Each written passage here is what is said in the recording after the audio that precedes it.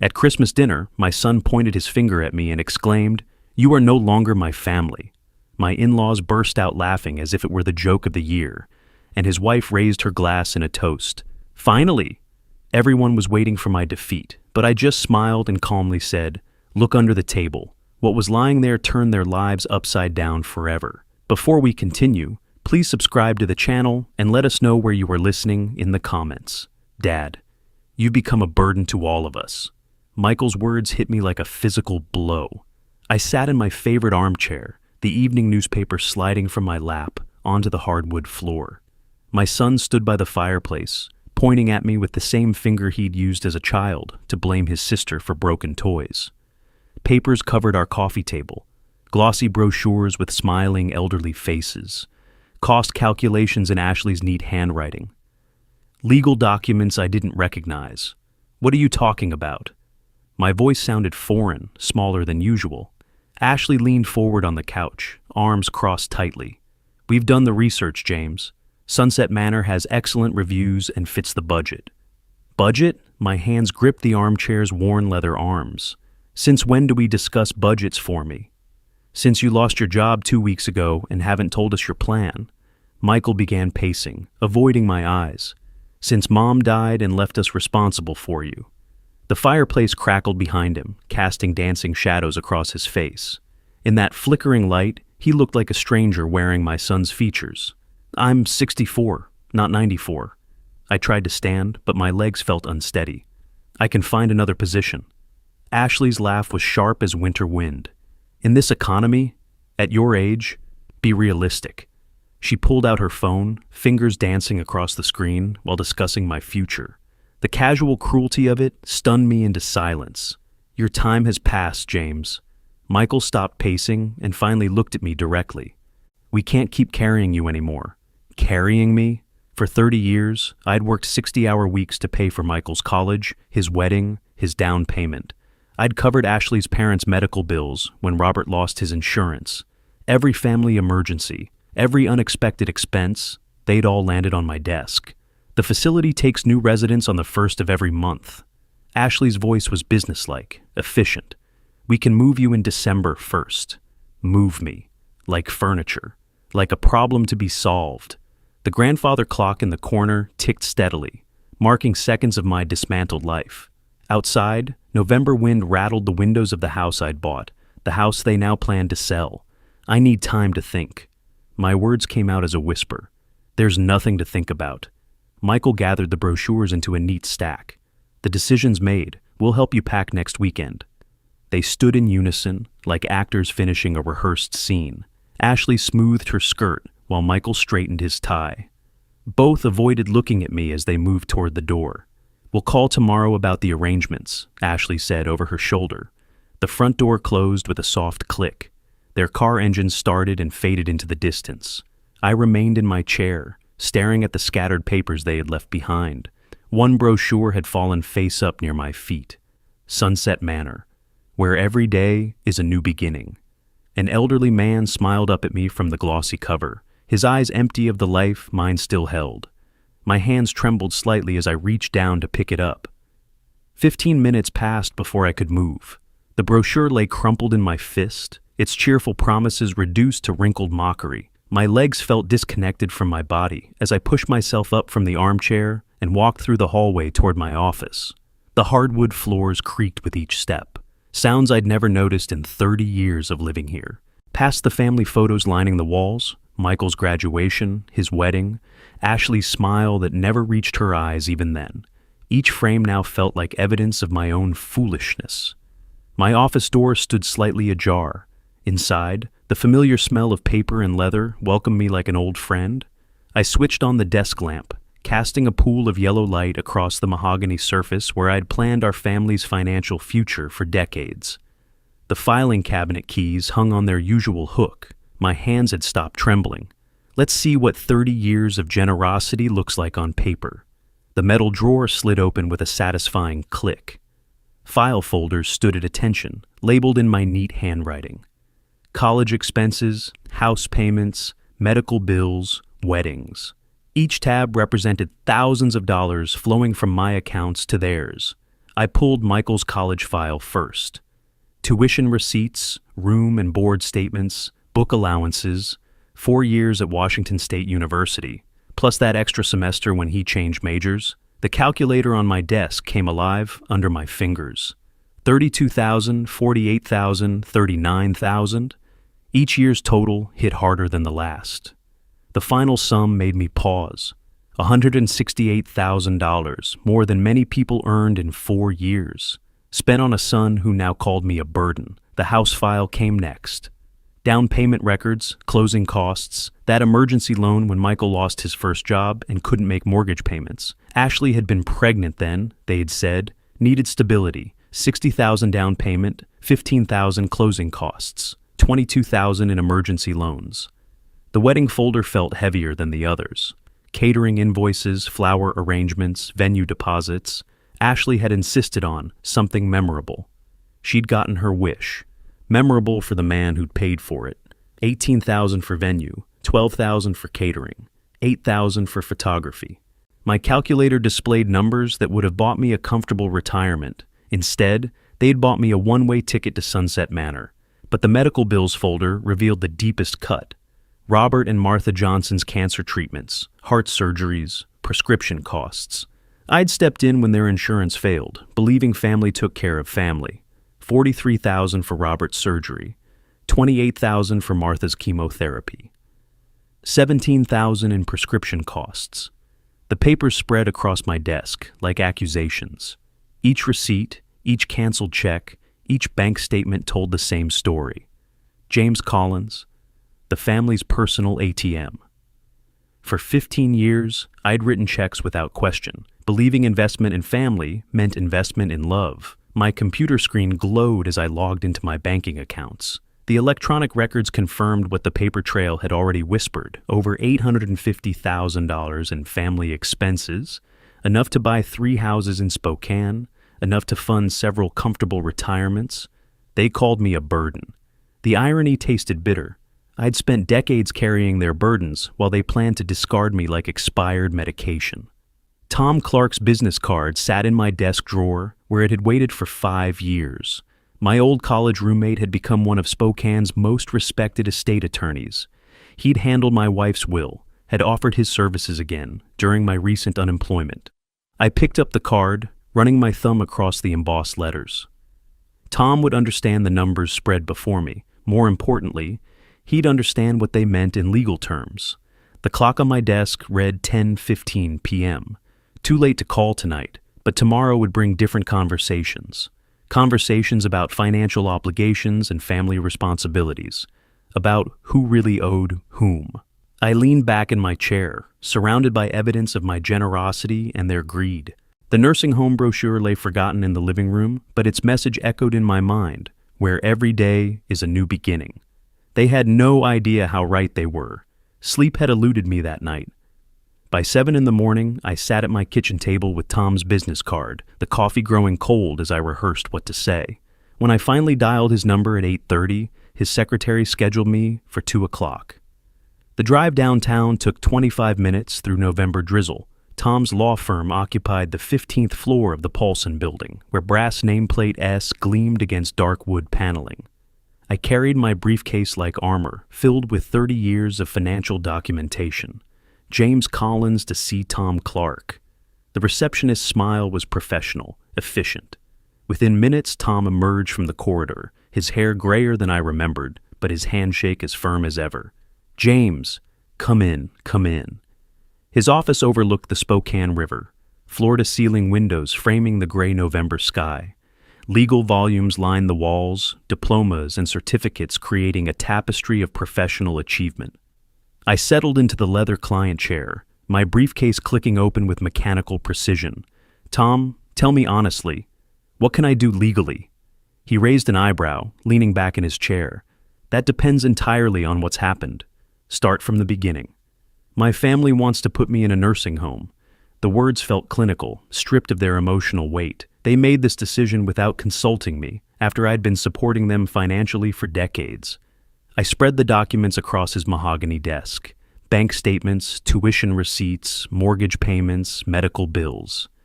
Tom's expression shifted from curiosity to concern as he examined each paper. Michael's college education, $168,000. I pointed to the first stack. House down payment and emergency loans, $97,000. Ashley's parents' medical expenses, $88,000. Wedding costs, car payments, insurance premiums. How much total? Tom's voice had acquired the sharp focus of professional interest. $857,000. He whistled softly, setting down the calculator. James, the law is on your side. For the first time in 2 days, I felt something resembling hope. Explain? Tom pulled a legal pad from his drawer, clicking his pen with practiced efficiency. First, you weren't legally obligated to provide any of this support. Every dollar was voluntary generosity. Which means you have grounds for recovery if you can prove financial exploitation. He gestured to the documents. And you've got documentation that would make any attorney weep with joy. My hands stopped trembling completely for the first time since the confrontation. What's the process? We start with demand letters, formal notification that you expect reimbursement for non-obligatory support provided over the years. Tom's pen moved across the legal pad in quick strokes. If they refuse, which they probably will, we file civil action for financial recovery. Timeline? 3 to 6 months, depending on their response. He leaned forward, his expression serious. But James, there's something else we need to consider. Your current financial situation. I nodded, understanding his implication. I have enough savings to live independently for 2 years, maybe 3 if I'm careful. Good. That strengthens your position considerably. Tom flipped to a fresh page. Now, for the documentation we'll need, I recommend you meet with someone who can provide detailed financial analysis. Sarah Miller at Spokane Community Bank. She specializes in financial recovery cases. He scribbled her contact information on his business card. Sarah can create a comprehensive report showing the pattern of financial support. Courts love clear numbers and professional analysis.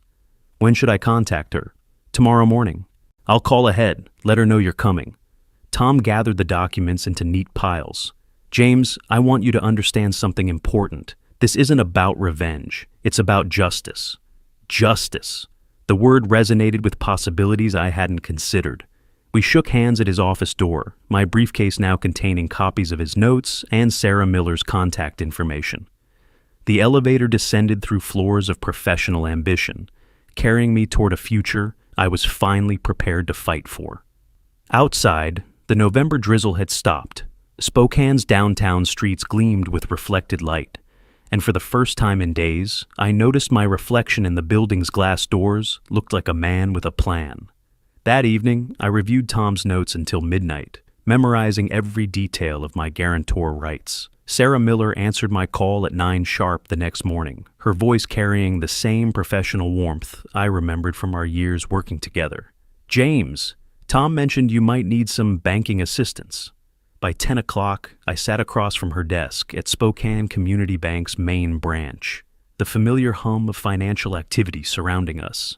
Sarah's office overlooked the lobby where customers conducted their daily banking rituals, oblivious to the strategic intelligence gathering happening floors above. Sarah, I need information about all loans where I'm a guarantor. She nodded, her fingers already moving across the keyboard with practiced efficiency. Tom explained the general situation. Let me pull up your guarantee obligations. The computer screen reflected in her glasses as she navigated through secure banking systems. Each click brought new revelations about financial entanglements I'd forgotten or never fully understood. Here we go. She adjusted her monitor so I could see the display. Your primary guarantor on 4 active accounts. 4. I'd expected 2, maybe 3. Michael's vehicle loan shows a current balance of $47,200. Her voice maintained professional neutrality as she read numbers that represented years of my financial security. Payment history shows 3 late payments in the past 6 months. What happens if he defaults? As guarantor, you become immediately responsible for the full balance plus accrued interest and fees. Sarah printed the loan summary, the pages emerging from her printer like evidence in a criminal trial. The mortgage on their house shows $283,000 remaining. My breath caught. I co-signed for nearly $300,000. The original loan was for $350,000. They've made payments, but she hesitated, consulting another screen. There's also a home equity line of credit for $60,000, currently maxed out. This will be complicated, but possible. The words escaped before I could stop them. Sarah raised an eyebrow. Possible? Sorry, thinking out loud. I accepted another printed summary, the paper warm from the machine. What else? Ashley has a personal credit line with us. $25,000 limit, $24,800 current balance. Sarah's tone grew more cautious. Minimum payments only for the past year.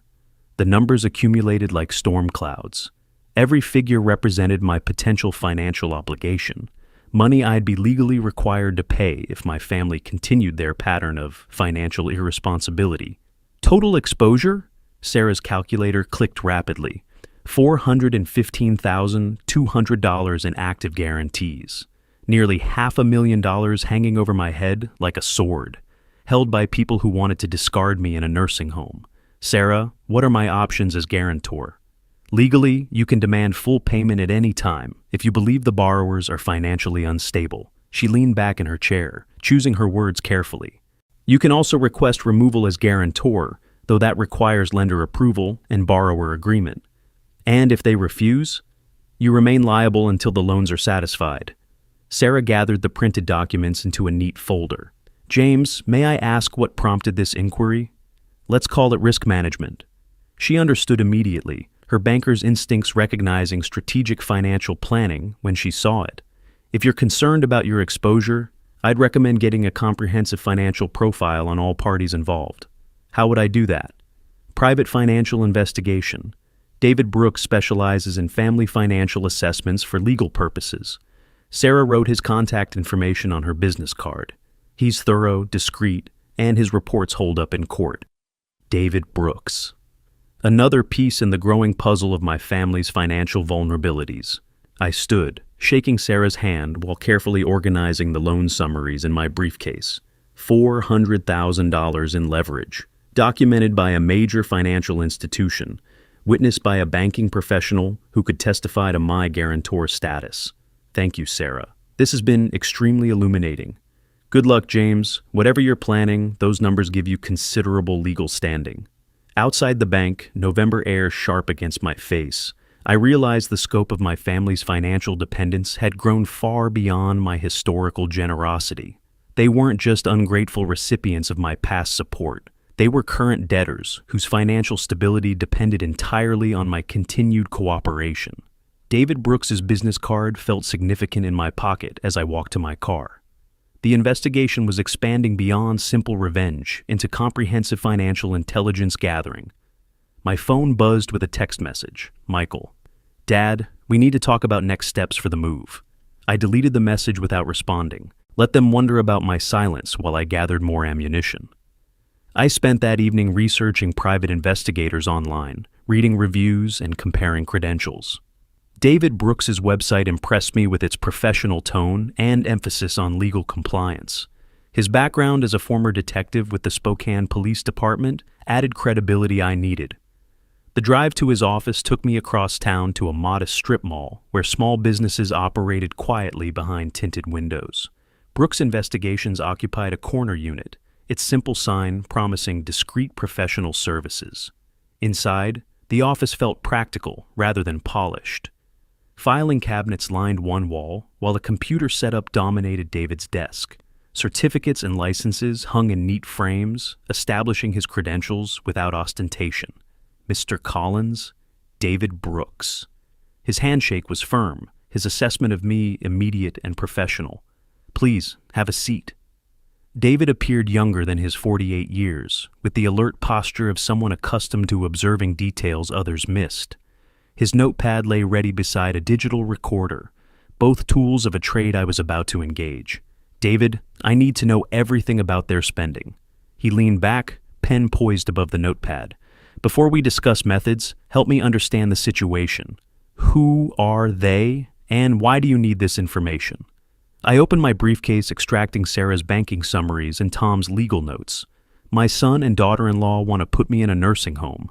I've discovered I'm financially responsible for over $400,000 in their current debts. I see. David examined the banking documents with practiced efficiency. And you suspect their lifestyle doesn't match their income? I've supported them for 30 years. College tuition, house payments, medical bills, wedding expenses.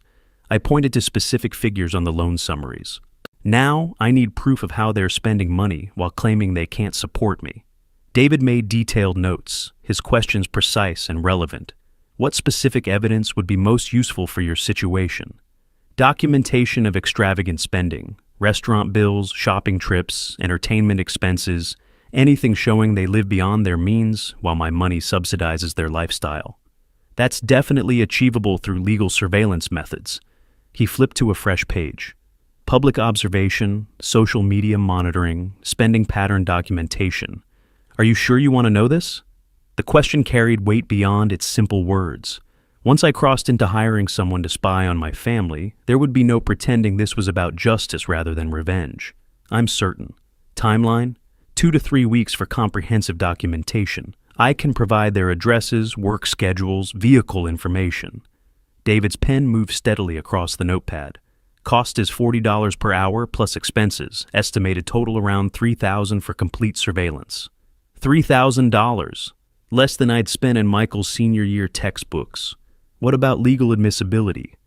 Everything I gather follows strict protocols for potential court use. Photos, video, detailed logs with timestamps. David pulled a standard contract from his desk drawer. I maintain complete confidentiality and operate within all legal boundaries. I read through the contract carefully, my financial background making me attentive to terms and conditions.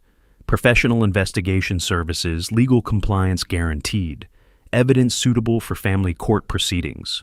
One final question, David said as I signed the agreement. Are you prepared for what I might find? Sometimes families have secrets that go beyond spending habits. After 40 years in financial services, very little surprises me anymore. David smiled grimly, filing the signed contract in a folder that now bore my name. I'll begin surveillance tomorrow morning. Expect a preliminary report within 1 week. We shook hands again, the transaction complete. I left his office with a receipt for my retainer and the knowledge that professional eyes would soon be documenting my family's every financial indiscretion. The drive home took me past the restaurant where Ashley had insisted we celebrate her birthday last year. I'd paid for dinner that evening, as always. Soon I'd know exactly how often they dined at such places using money that should have secured my own future. My phone buzzed again. Another text from Michael. Dad, please call us back. We need to discuss the timeline. I turned off the phone without reading further. Let them wonder about my silence while David Brooks gathered evidence of their financial irresponsibility. 7 days of waiting had tested my patience, but David's preliminary reports justified every dollar of his retainer. Each evening briefing revealed new evidence of my family's financial irresponsibility. Expensive restaurants, designer shopping, luxury services paid for while they claimed poverty. Tonight, I needed to see for myself. Maple Heights Drive stretched before me like a showcase of suburban prosperity. Michael and Ashley's house sat at the end of the cul-de-sac, its perfectly manicured lawn and architectural flourishes announcing success to anyone passing by. Success funded by my guarantees and sacrifices. I parked across the street, positioning my car where streetlights wouldn't reveal my presence. Through binoculars, their lifestyle unfolded like evidence in a criminal trial. Michael's BMW gleamed in the driveway, the $47,000 loan I'd guaranteed. Beside it sat Ashley's Mercedes SUV, another financial obligation bearing my signature. Together, those vehicles represented nearly $80,000 in debt secured by my creditworthiness. My phone vibrated. David's evening check-in, right on schedule. James, I've got comprehensive documentation from this week. Are you ready for the full report? I'm sitting outside their house right now. The admission felt like crossing another line in my transformation from victim to strategist. Interesting timing. They just had dinner delivered from Cascadia. That's a $150 per person restaurant. Third time this week. Through the windows, I watched them unpacking elegant containers, pouring wine from bottles that probably cost more than many families spent on groceries. The casual way Ashley arranged the gourmet containers revealed someone accustomed to luxury. What else have you documented? Tuesday. shopping trip to Nordstrom, 3 hours, multiple bags. Wednesday, spa day for Ashley, $240. Thursday, Michael bought a new golf set, $1,800. David's voice carried professional detachment, but I heard the underlying judgment. Friday, couples massage at the resort spa, $400 for both. Each item hit like a physical blow. While they planned to warehouse me in a nursing home, they spent my guaranteed money on luxuries I hadn't enjoyed in years. David, how does this compare to their reported income? Michael's salary supports basic living expenses, maybe some modest entertainment. Everything else, the house, cars, lifestyle, depends entirely on external financing. Papers rustled through the phone connection. Without your guarantees, they'd qualify for a small apartment and used cars. A contractor's truck pulled into their driveway. 2 men unloaded expensive patio furniture, assembling an outdoor dining set that looked Italian, expensive, and completely unnecessary for November weather in Spokane. They're installing new patio furniture right now. That's the outdoor kitchen expansion, started Monday, estimated cost $12,000. David's documentation had captured everything. Charged to the home equity line, you guaranteed. Then $12,000 for outdoor cooking equipment they'd use 3 months per year. The absurdity of their priorities crystallized my resolve completely. The legal documentation looks solid. Photographs, receipts, spending patterns, lifestyle analysis compared to income, everything admissible in family court. David paused. James, this level of financial irresponsibility while planning to institutionalize you creates a compelling case for fund recovery. Through the windows, Michael and Ashley laughed at something on their oversized television, probably another expensive entertainment system purchased with borrowed money. Their casual contentment while planning my exile felt like betrayal, distilled into its purest form. Send me everything tomorrow morning. I'm ready to move forward. Complete file will be in your email by 9 a.m. James, whatever you're planning, you have substantial legal grounds. The call ended as the contractors finished their installation. Michael emerged to inspect their work, nodding approval at another luxury purchased with my financial backing. He looked satisfied, successful, completely unaware that his lifestyle was about to face a reckoning. I started my car and drove away from their suburban paradise, leaving them to enjoy their expensive dinner and new patio furniture. Tomorrow would bring different conversations about wills, beneficiaries, and the legal consequences of financial exploitation. My phone showed 3 unread messages from Michael about finalizing arrangements. I deleted them without reading, my decision crystallized by everything I'd witnessed. Let them enjoy their final weeks of luxury. 2 days of careful preparation had brought me to this moment. I'd scheduled the appointment, organized my evidence, and mentally rehearsed each step of what would be irreversible legal action. The drive downtown felt different this time. Final, decisive, like crossing a bridge I could never recross. Patricia Henderson's notary office occupied the ground floor of the Courthouse Plaza building, its professional atmosphere reflecting decades of serious legal work. Estate planning, debt documentation, family disputes. She'd witnessed them all with the neutral efficiency her profession demanded. Mr. Collins, please come in. I understand you need comprehensive document revision. Patricia's desk displayed the tools of legal precision: computer terminals, official seals, witness forms arranged with methodical care. Her assessment of me was immediate and professional. Mental capacity, legal understanding, decision-making competence. I want to revise my will completely and prepare formal debt recovery documents. I opened my briefcase, revealing the surveillance evidence David had compiled. My family has been financially irresponsible while planning to institutionalize me. She examined David's reports with practiced neutrality, noting spending patterns and lifestyle documentation without emotional reaction. These appear to be professionally compiled. Are you seeking complete beneficiary changes? Every dollar returned to me. That is your right, Mr. Collins. Patricia pulled standard forms from her filing system, her fingers moving across the keyboard with the efficiency of someone who'd processed countless family disputes. The legal language appeared on her screen. Last will and testament revisions, debt demand documentation, asset protection protocols. Current beneficiaries are your son, Michael, and daughter-in-law, Ashley. Correct, along with Ashley's parents, Robert and Martha Johnson. Each name felt like removing a weight I'd carried for decades. I want all family members completely excluded from inheritance. Understood. Who would you prefer as beneficiaries? The Spokane Humane Society and United Way, organizations that wouldn't betray my trust or exploit my generosity, 50% each. Patricia's typing continued steadily, translating my decisions into legal language that would survive court challenges. Now, regarding the debt recovery documentation. You mentioned guaranteed loans? $410,000 in active guarantees, car loans, mortgage, credit lines. I provided Sarah's banking summaries, each figure representing my financial vulnerability. I want formal demand for complete repayment within 30 days. These documents will require certified delivery to ensure legal compliance. Patricia reviewed the loan details with professional thoroughness. Are you prepared for potential family resistance or legal challenges? I have comprehensive evidence of their financial irresponsibility and attorney representation. The document preparation took 90 minutes of precise legal work. Each revision, each exclusion, each demand was carefully crafted to withstand scrutiny. Patricia maintained professional detachment while I systematically dismantled 30 years of family financial relationships. Final review before signing. I read through each document with the attention my financial background demanded. The will excluded every family member with clinical precision. The debt demands provided clear timelines and legal consequences. Asset protection protocols prevented future family claims against my estate. These documents give you maximum legal protection and recovery options.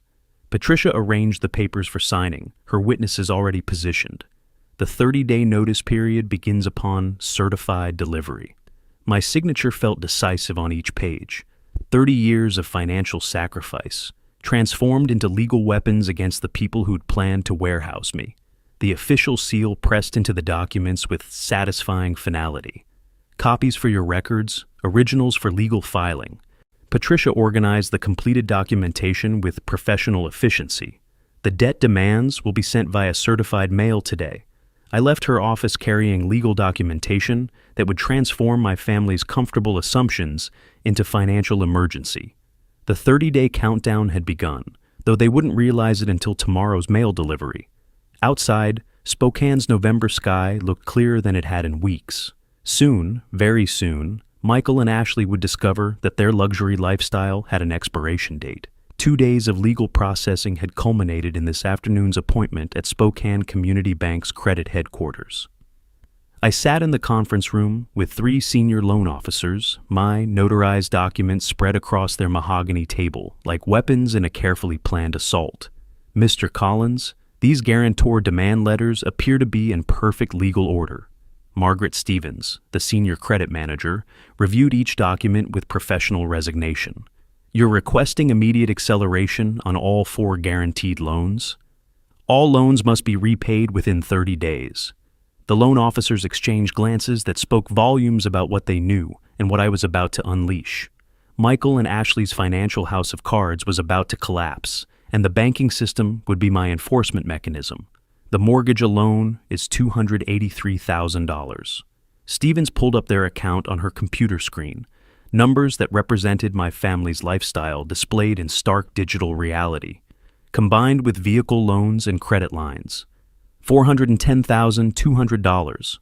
I provided the exact figure I'd memorized, due in full within 30 days of legal notification. Stevens typed rapidly, updating loan statuses from current to accelerated, her keystroke sealing my family's financial fate. Mr. Collins, you understand the borrowers have no realistic ability to repay these amounts? That's their problem to solve. The other managers prepared official notification documents while Stevens completed the computer entries. Each keystroke transformed comfortable monthly payments into impossible lump sum demands that would destroy my family's carefully constructed facade. Legal service will deliver these documents within 2 hours. Stevens organized the papers with practiced efficiency. The 30-day notice period begins upon receipt. I left the bank at 4 o'clock, driving home through Spokane's afternoon traffic with the satisfaction of someone who just triggered a financial avalanche. By 6 o'clock, a legal courier would knock on Michael and Ashley's door with documents that would shatter their world.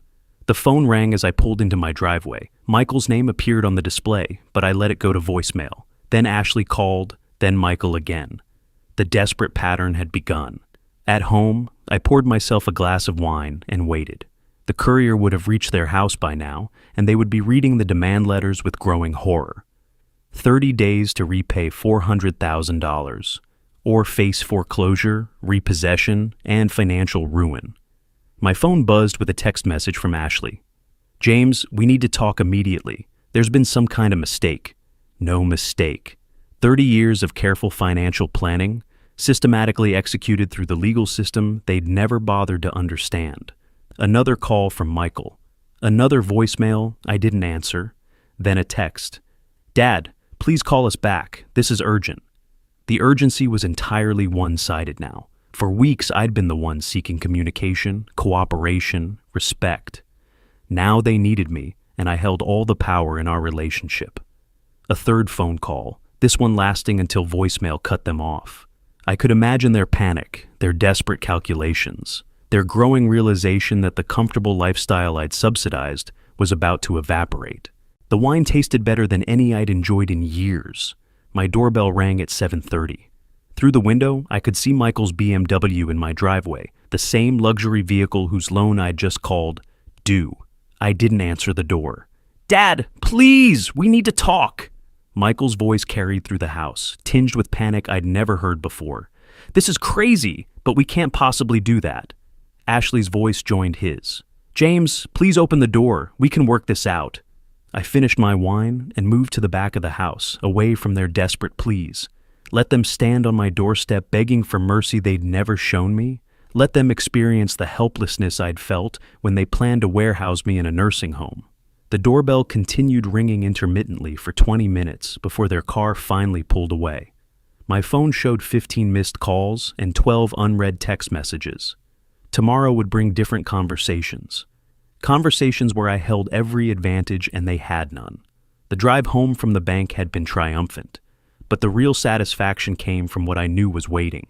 3 hours had passed since legal service delivered those devastating documents to Michael and Ashley's doorstep, and my phone had been ringing almost continuously for the past hour. I settled into my favorite armchair with a bourbon, letting the 6th call go to voicemail. Michael's name appeared repeatedly on the caller ID, each attempt more desperate than the last.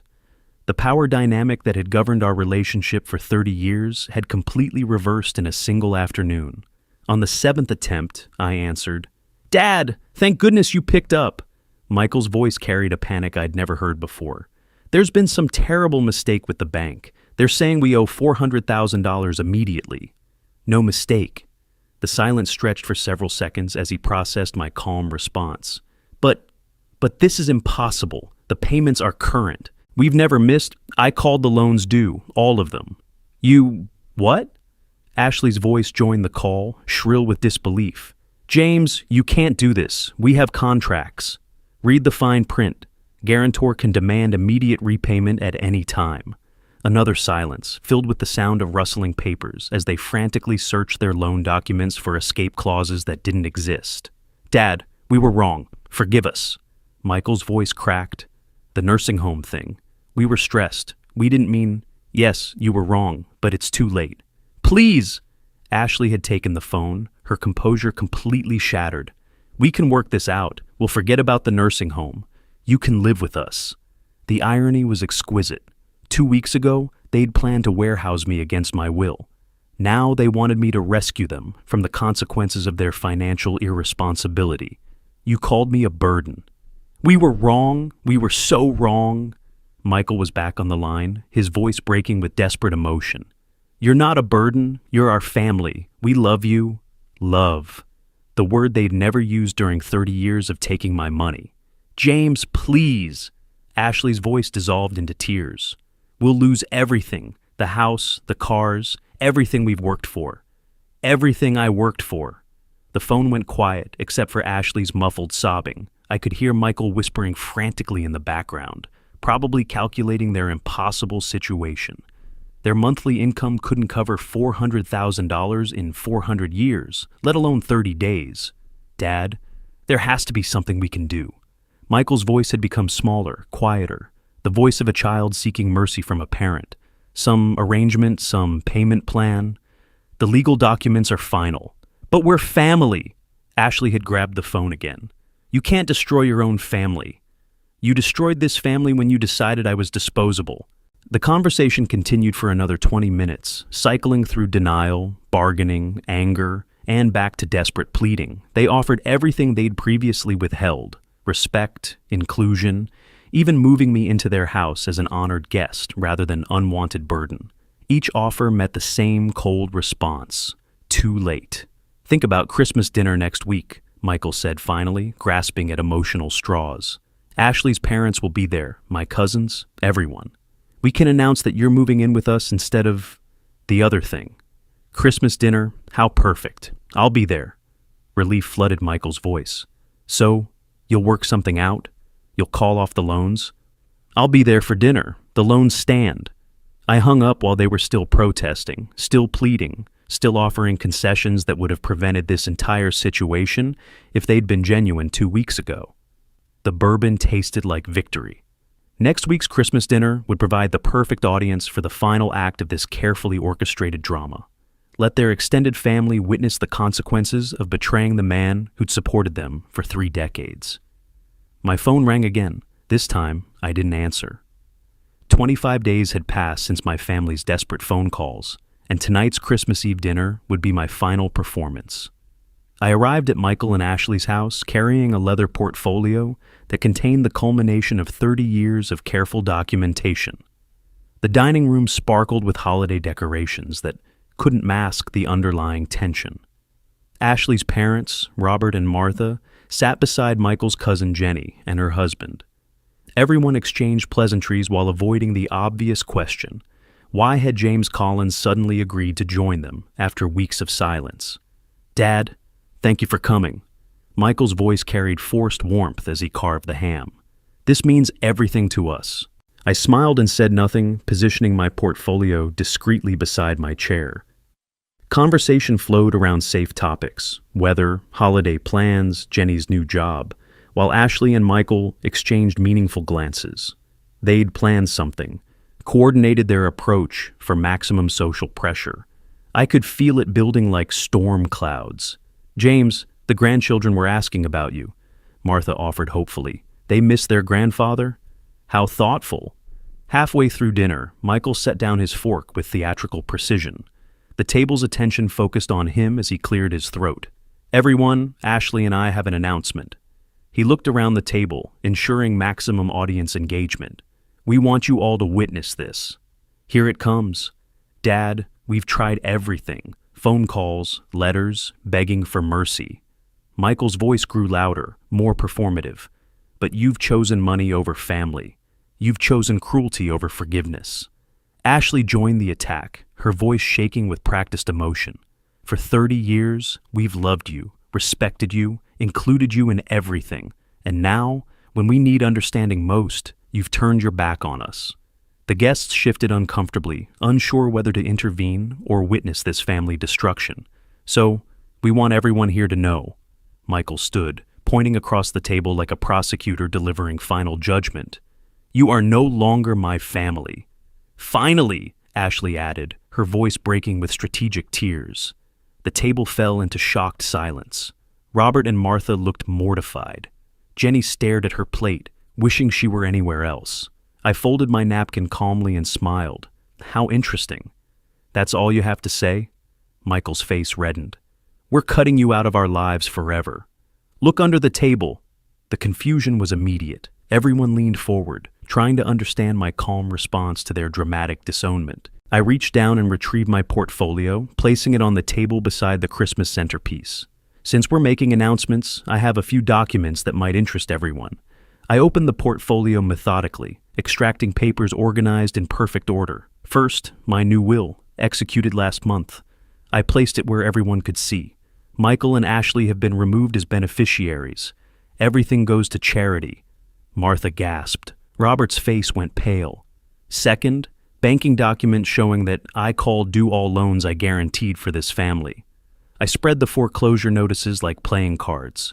$410,000, due 5 days ago. You can't do this, Ashley shrieked, her performance dissolving into genuine panic. Third, surveillance evidence of how they spent money while claiming poverty. David's photographs landed on the table. Expensive restaurants, luxury shopping, spa treatments, all documented while they planned to put me in a nursing home.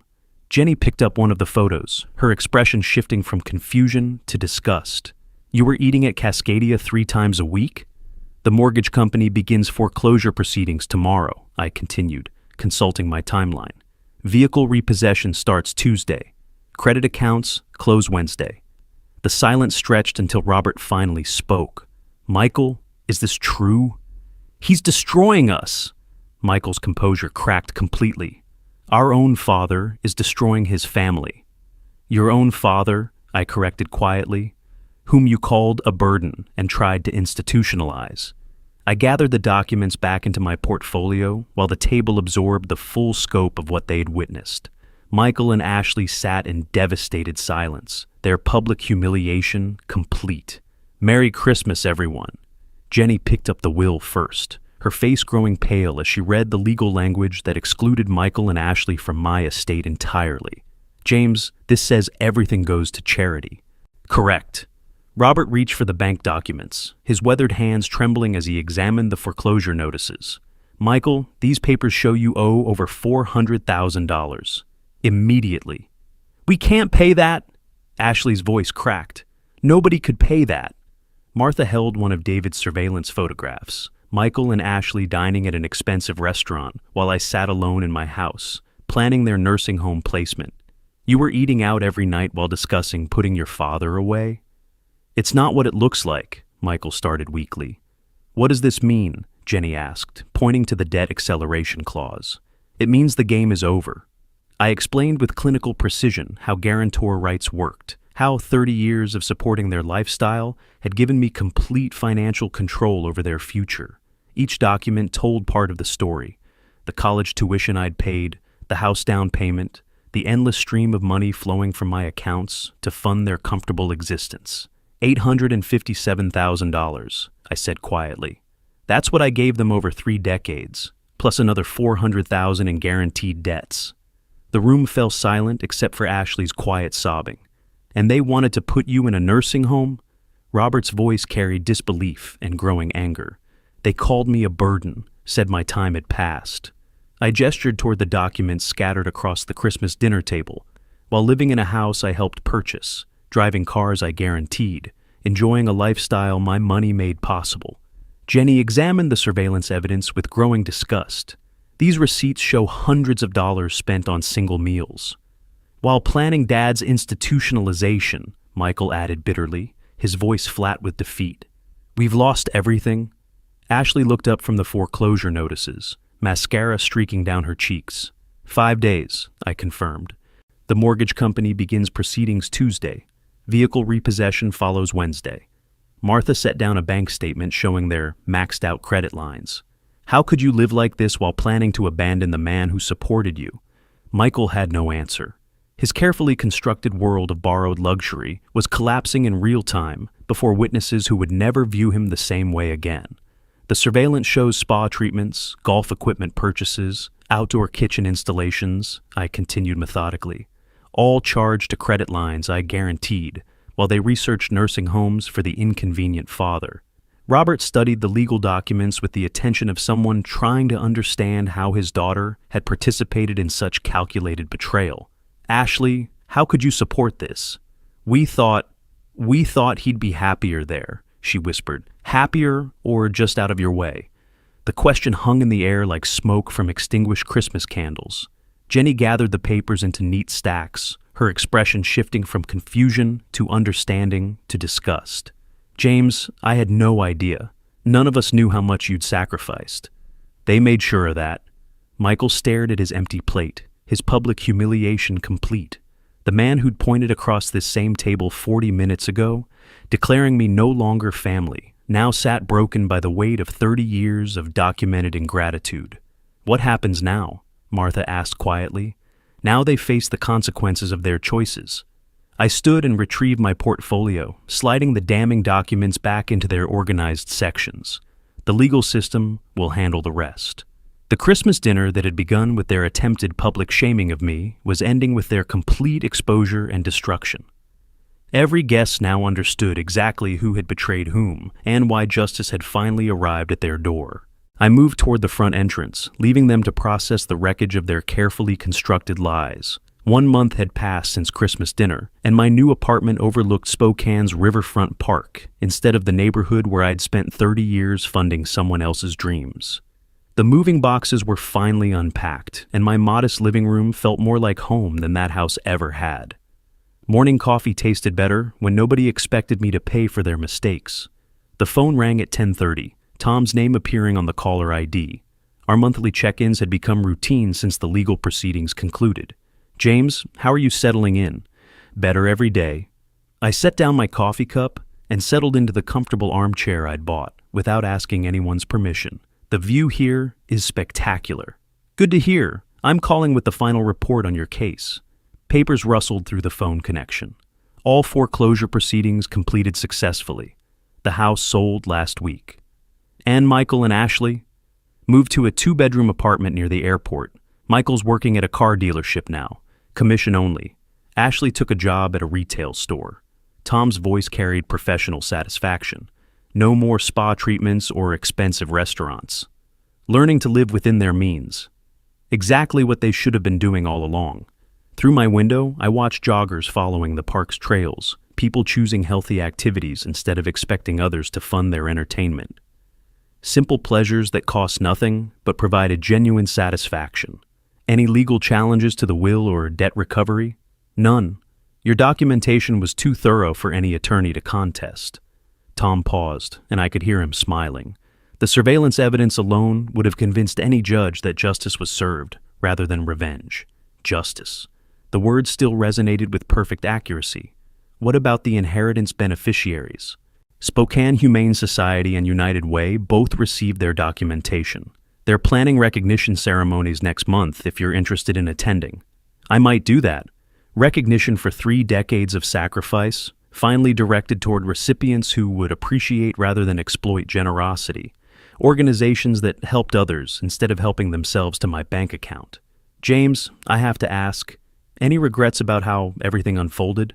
I considered the question while watching a family teaching their young daughter to ride a bicycle in the park below. Patient instruction, encouraging words, celebration of small victories, the kind of family dynamics I'd hoped to build but never received. None whatsoever. Not even about the family separation. "Tom, they separated from me the moment they decided I was disposable. I simply made that separation legally binding." The conversation continued for another 15 minutes, covering final paperwork and account transfers. When we finished, I remained by the window, reflecting on the transformation from victim to victor that had begun 40 days ago in that same living room where they'd announced my expendability. My phone showed no missed calls, no desperate messages, no family emergencies requiring my financial intervention. For the first time in 30 years, my resources belonged entirely to me, available for my own comfort and charitable giving that would be appreciated rather than expected. The afternoon stretched ahead with possibilities. A walk through the park, lunch at a restaurant I'd choose without considering anyone else's preferences, perhaps a visit to the library where I could read without interruption.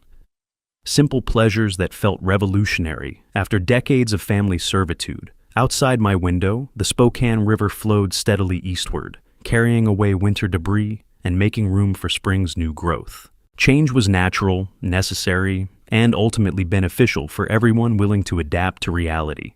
I raised my coffee cup in a quiet toast to the reflection in the window. A man who'd finally learned that family loyalty should flow both ways and that dignity was worth more than peace purchased through endless sacrifice. The future looked remarkably bright. If you liked this story, please like this video, subscribe to the channel, and share your impressions of this story in the comments. To listen to the next story, click on the box on the left. Thank you for watching.